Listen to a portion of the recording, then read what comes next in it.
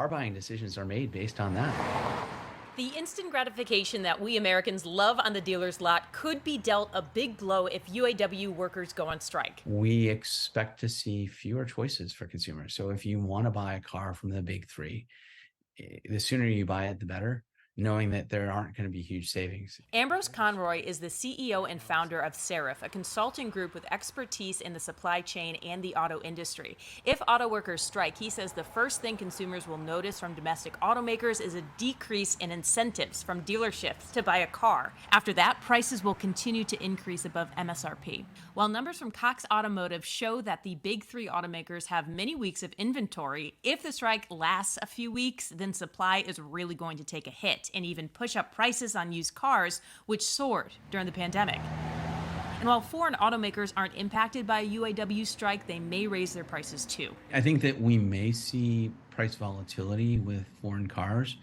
I think we will likely see fewer incentives with them as well when the strike happens, because you're just not going to need to discount in order to get people to buy the cars that you have. Maybe you're not buying a car but need a part for a repair. You may have to wait. You'll have some part scarcity. As the depots for the big three are also staffed by union workers, we're not necessarily going to see the availability of the parts that we need for your cars. From a consumer perspective, it really depends on what you're targeting. Tom McParland of AutoMatch has some advice for consumers. First, act quick.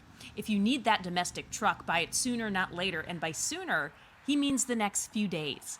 If you can't do that, the more flexible you are with models you're okay with purchasing, the better purchase options you'll have. Well, I think flexibility is key, and quick action is key too. Now, for some folks, maybe they don't need something immediately, but they're thinking about it.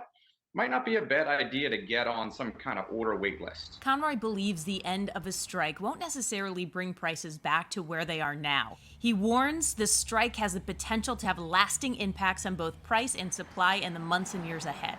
We're going to see consumers having to deal with higher prices moving forward, less available vehicles, even after the strike, because there's kind of need to be some simplification. So you might not get all the option choices that you want, or you might have to just wait in general. Bottom line, act quickly or prepare to exercise patience.